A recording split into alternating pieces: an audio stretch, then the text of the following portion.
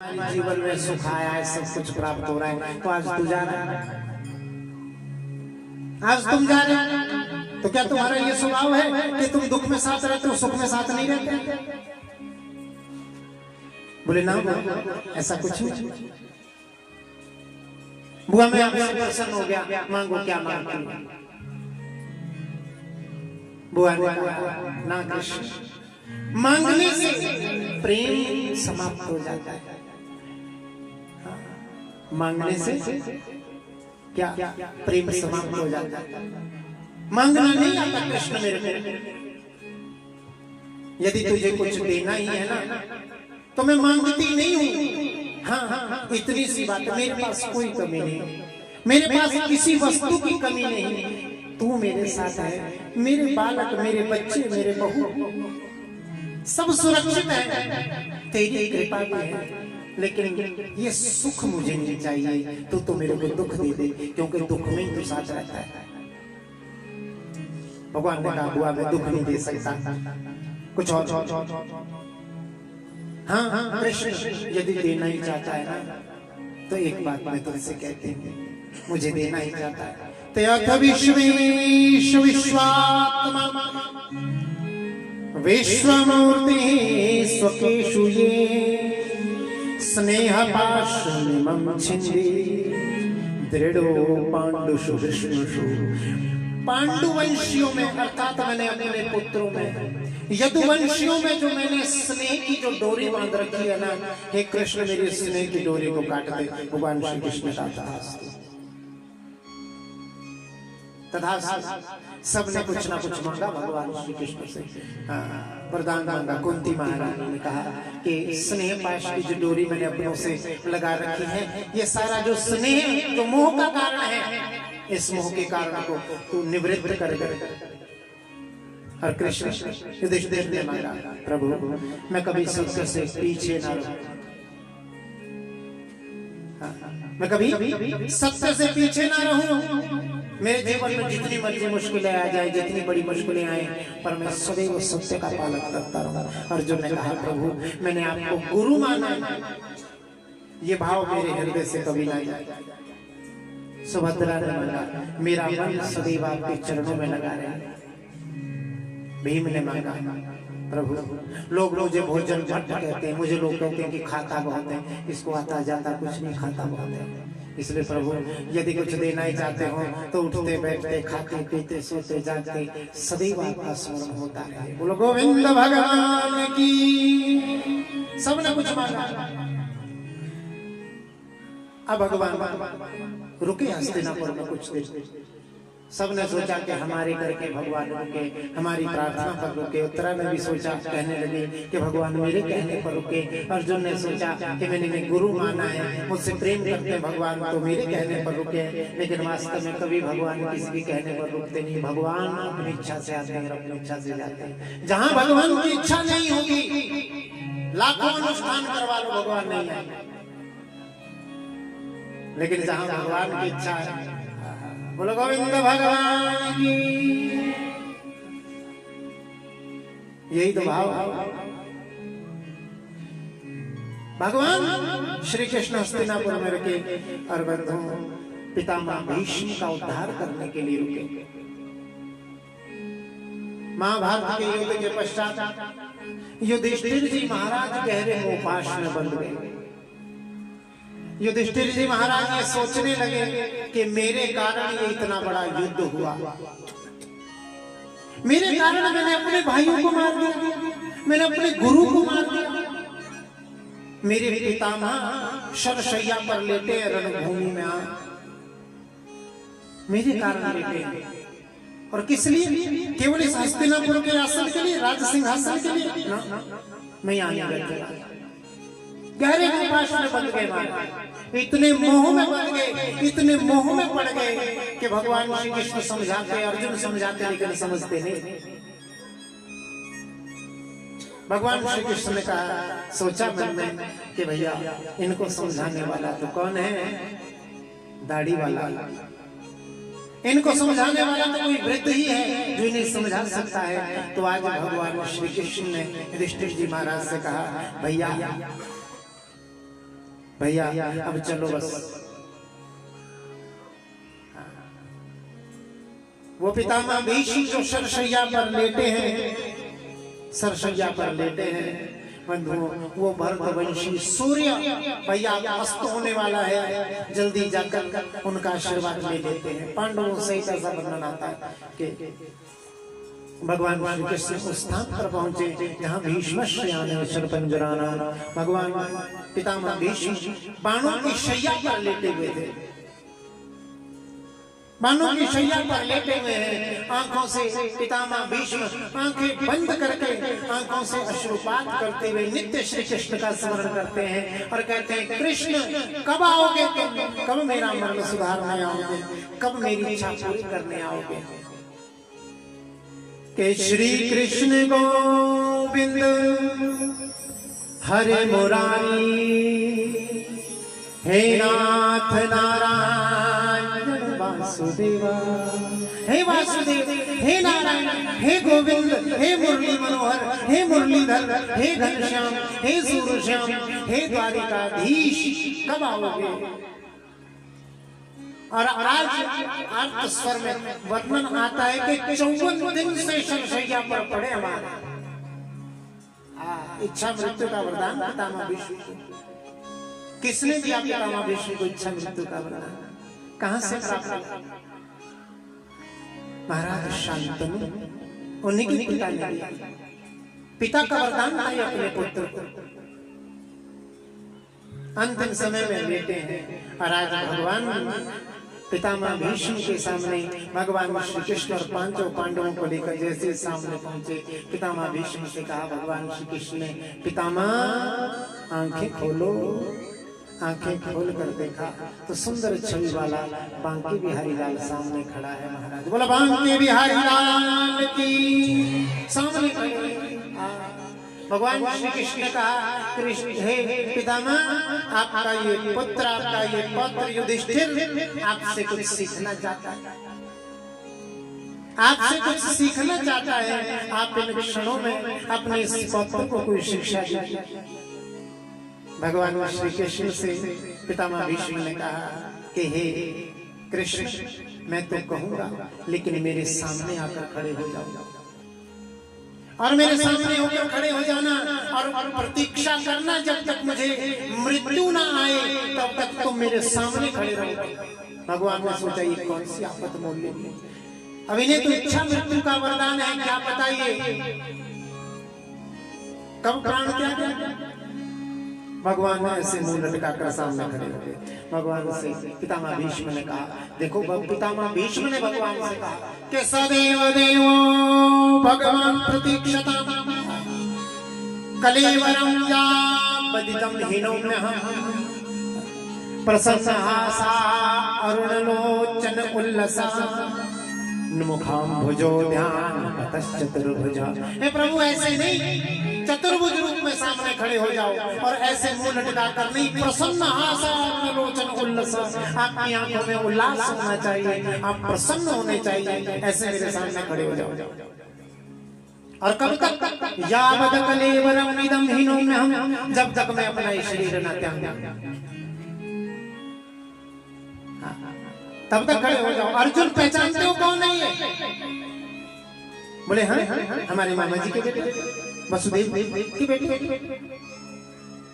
भगवान से पितामह ने कहा, तुमने कितने नाते जोड़े मुझसे, कभी भाई बना लिया, मामा जी का बेटा है, कभी इसको अपना साला बना लिया, इसकी बहन को ले आया, कभी सारथी बना लिया, कभी गुरु बना लिया। इनकी महिमा को कौन जान सकता है अर्जुन? इनकी महिमा को नहीं कोई जान सकता, केवल 3 लोग कृष्ण की महिमा को जानते हैं। भागवत कह रहा है,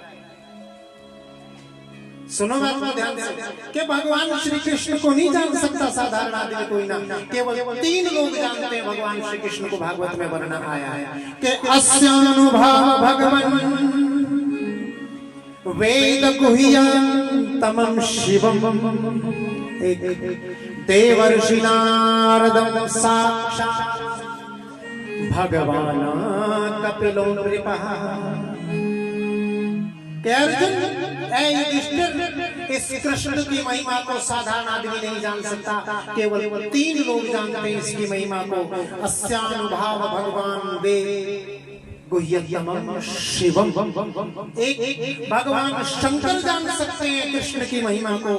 देवर्षि नारदम, या देवर्षि नारद जान सकते हैं भगवान की महिमा को। और स्वयं भगवान कपिलो नृपा, या स्वयं कपिल भगवान कृष्ण की महिमा को जानता है और कोई नहीं जान सकता।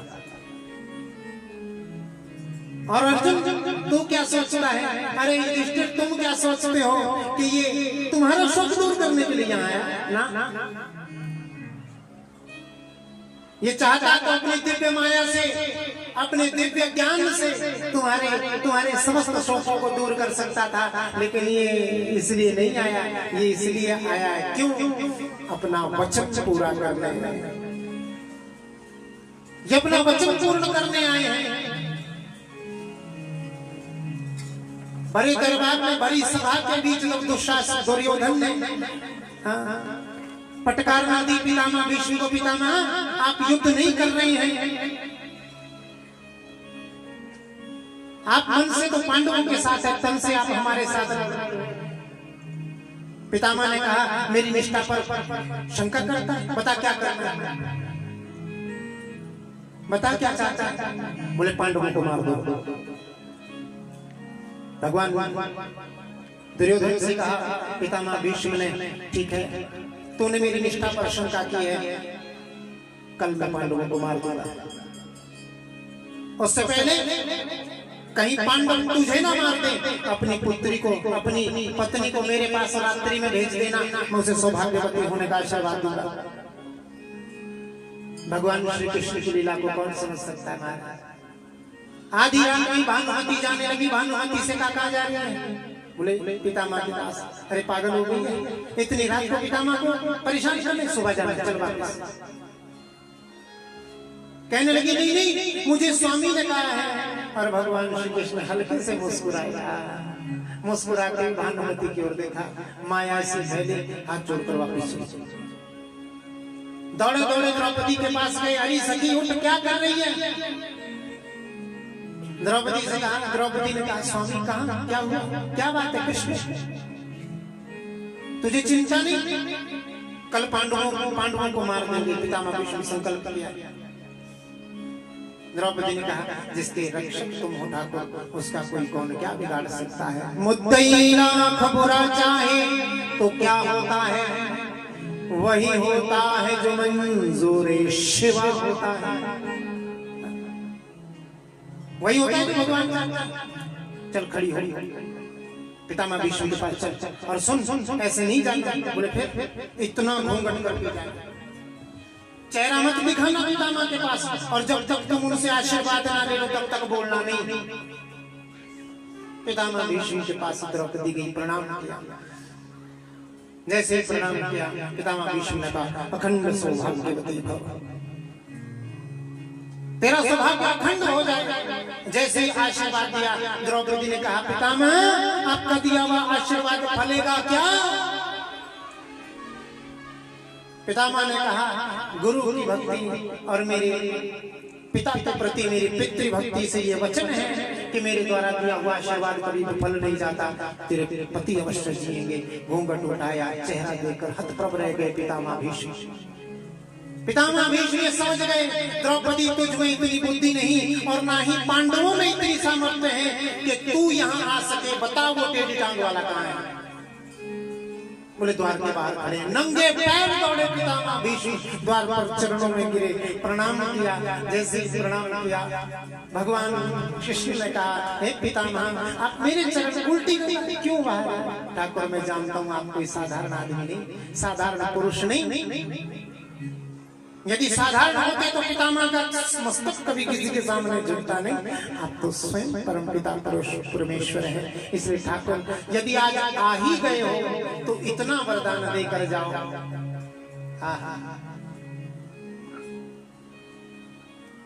के कृष्ण त्वदीयं पद पंजरान्ते अद्य मे विशति मानस राजहंसा प्राण प्रयाण समये कफवात पित्तम कंठावरोधेन स्मरणम कुतस्तः। हे ठाकुर, अंत समय पता नहीं क्या होगा, कैसी मेरी परिस्थिति होगी, कैसी मेरी स्थिति होगी, क्या मेरा ये कंठ तेरा नाम ले पाएगा, मुझे कोई पता नहीं, और ना ही मुझे ये भरोसा है कि मेरा कंठ तेरा नाम ले पाएगा। इसलिए ठाकुर, अंत समय में मेरा मरण सुधार में आ जाना। बोलो गोविंद भगवान की। इसलिए है युधिष्ठिर, हे अर्जुन, ये तुम्हारे लिए नहीं, ये तो अपने वचन की पूर्ति के लिए आया है। लेकिन जब आया है, जब इसने कहा है कि तुझे कुछ कहना है, बताना है, तो मैं इसकी बात नहीं मोड़ सकता। इसलिए हे युधिष्ठिर, तू ये शोक छोड़ दे। महाभारत में दान धर्म, राज धर्म, मोक्ष धर्म, स्त्री धर्मान, भगवत धर्मान, समास योगतम। पितामह भीष्म ने दान धर्म के विषय में बताया, राज धर्म विषय में बताया, मोक्ष के विषय में बताया, स्त्री धर्म के विषय में बताया, भगवत धर्म के विषय में बताया। कहीं समास विधि से तो कहीं व्यास विधि से। युधिष्ठिर से कहा, युधिष्ठिर एक बात याद रखना, मैंने ये संकल्प लिया था कि मैं सदैव हस्तिनापुर राज्य की रक्षा करूंगा, सिंहासन पर जो बैठेगा उसमें अपने पिता की छवि देखूंगा। मेरे द्वारा किया हुआ ये वचन, मेरे द्वारा की हुई ये प्रतिज्ञा ही मेरी मोह का बंधन बन गई, मेरे गले की फांस बन गई। इसलिए पुत्र, जीवन में यदि कोई प्रतिज्ञा करो तो सोच समझ कर करना। इसलिए हे पुत्र, याद रखना, जो राजा होता है ना, राजा जिसमें शासन की क्षमता होती है, जिसमें शासन की शक्ति होती है, उसके लिए प्रजा से बड़ा कोई संकल्प नहीं, प्रजा से बड़ा परिवार भी उसके लिए नहीं। इसलिए तुम राजा हो, सबसे पहले प्रजा है, सबसे पहले देश है, उसके बाद दूसरे नंबर पर सब आते हैं। इसलिए सबसे पहले अपने देश की रक्षा करना। क्यों? मैंने अपने इस संकल्प के कारण, अपनी इस प्रतिज्ञा के कारण मैंने अपना देश, मैंने अपना हस्तिनापुर खोते खोते में बचा, विनाश की ओर में ले गया। इसलिए पुत्र, आंखों के सामने अपने हाथों से कोई पाप नहीं करना, अपनी आंखों के सामने पाप होते हुए नहीं देखना। जैसे कहा तो द्रौपदी हंस पड़ी, जैसे हंसी। पितामह भीष्म ने द्रौपदी की ओर देखते हुए कहा, द्रौपदी क्यों हंस रही हो, क्या बात है?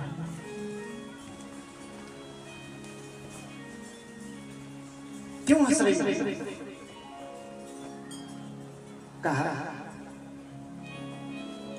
मेरी घड़ी रुक गई है। क्या समय है? कहीं कथा वेद में ऐसा तो नहीं?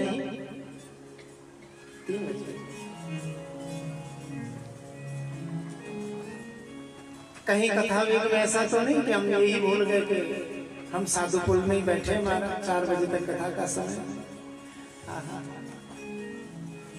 बोलो गोविंद भगवान की। और जैसे हंसी हंसते ही कह दिया, पितामह ने पूछा, द्रौपदी क्यों हंस रही हो, क्या बात है? बोले नहीं पितामह, ऐसे बस हंसना, मैं नहीं हंस रही, बस ऐसी कुछ बात याद आ गई ना। अच्छे कुल की, अच्छे घर की स्त्रियां, माताएं, बहनें ऐसे नहीं हंसती, बता क्या बात है? पितामह, आज बड़ा उपदेश दे रहे हैं आप। बड़ी सभा में जब मुझे निर्वस्त्र किया जा रहा था, उस समय कहाँ चला गया था आपका उपदेश? उस समय वो आंखों से पाप होते हुए क्यों देखा? पितामह भीष्म ने कहा, रोते हुए कहने लगे, द्रौपदी जानती हो, 54 दिन से शर की शैया पर पड़ा हूँ। 2000 बिच्छुओं के काटने से जितनी शरीर को वेदना होती है ना, उतनी पीड़ा मुझे हो रही है। मुझे कोई नहीं मार सकता बेटा, इच्छा मृत्यु का वरदान मुझे प्राप्त है, फिर भी शर की शैया पर लेटा हूँ, फिर भी शर की शैया पर लेटा हूँ। क्यों? इसी पाप का फल भोग रहा हूँ बेटा, और कोई पाप का फल नहीं, पाप का फल भोगना पड़ता है। आज नहीं 100 साल बाद, आज नहीं 100 जन्मों बाद भी भोगना पड़ेगा, जैसे धृतराष्ट्र ने भोगा। 100 जन्मों के बाद धृतराष्ट्र में ये पाप होगा, 100 जन्म पूर्व का पाप यहाँ आया।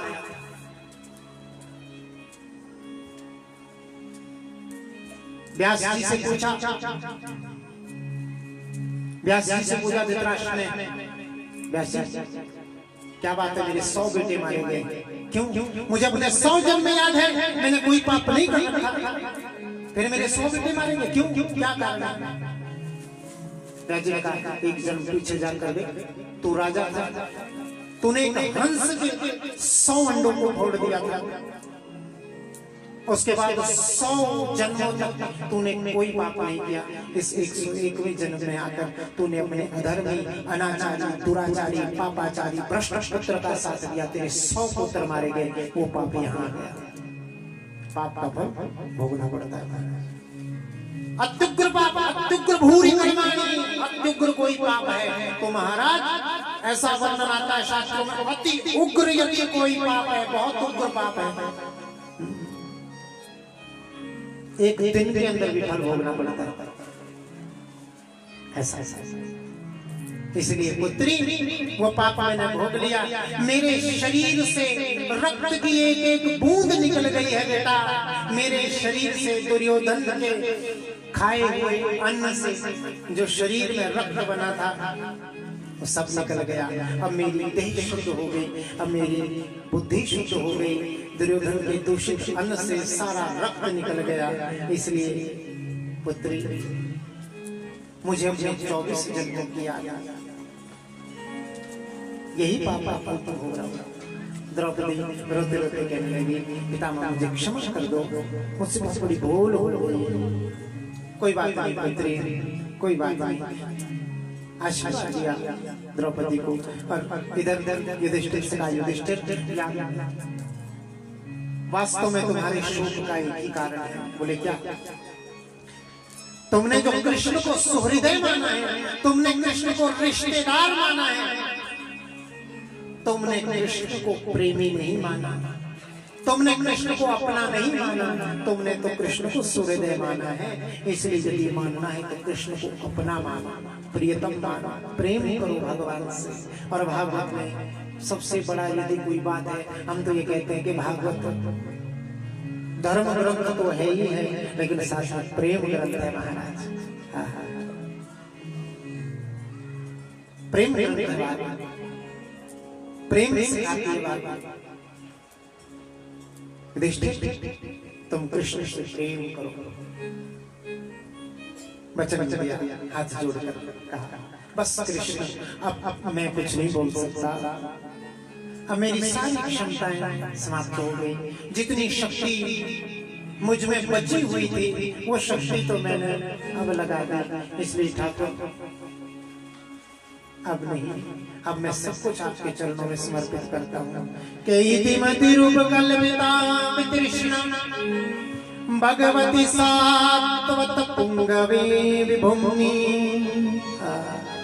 स्वसुखमुपगते क्वचित् विहर्तु प्रकृतिमुपयेयुषि भव प्रवाह त्रिभुवन कमलं तमालवर्णं रविकर गौरवराम्बरं दधाने बपुरलककुलावृताननाब्जं विजय सखे रति रसतु मेनवत्या। अब लीलाएं यहाँ पर गाई है पितामह भीष्म ने, और सुंदर त्रिभुवन सुंदर भगवान श्री कृष्ण के चरणों में बड़े भाव के साथ पितामह भीष्म ने पुष्पटाग्र छंद में सुंदर स्तुति की। उठ नहीं सकते अपने आसन पर, लेकिन जिस छंद में गाई है वो छंद है पुष्पिताग्र, अर्थात उस छंद रूपी पुष्प को मन में धारण करके भगवान श्री कृष्ण के चरणों में अर्पित किया। और आज वही झांकी पितामह भीष्म कह रहे हैं कि कृष्ण, जब मैंने पांडवों को मारने के लिए संकल्प लिया था, अर्जुन जब मुझ पर बाण नहीं चला पा रहा था, उस समय आपने रथ का पहिया उठाकर मुझे मारने के लिए आप दौड़े थे। हे ठाकुर, उस रथ के पहिए में जैसे सुदर्शन का आवेश आ गया था। वो मूर्ति को देखकर मैंने अपने धनुष, मैंने अपने बाण धरती पर छोड़ दिए थे। वैसे ही हे ठाकुर, अपने चित्त की वृत्तियों को, मन की वासनाओं को, भावनाओं को ठाकुर आज धरती पर छोड़ता हूँ। वही छवि ठाकुर मेरे मन में आकर बस जाए। और ये कहते ही आज पितामह भीष्म ने इस प्रकार कहते पितामह भीष्म ने आंखें बंद की और माघ महीने के शुक्ल पक्ष के दिन एकादशी तिथि थी, अपनी चित्त की, मन की वृत्तियों को एकाग्र किया और एकाग्र करते ही पितामह भीष्म का महाप्रयाण हो गया। बोलो गोविंद भगवान की, नहीं बोले भक्त वत्सल भगवान की। भक्त वत्सल भगवान ने आज अपनी भक्त वत्सलता दिखलाई। पितामह भीष्म के चरणों से भी ज्योति निकली और भगवान श्री कृष्ण के हृदय में समा गई। श्री कृष्ण गोविंद हरे मुरारी। दो पंक्तियां। श्री कृष्ण गोविंद हरे मुरारी, हे नाथ नारायण वासुदेवा। श्री कृष्ण गोविंद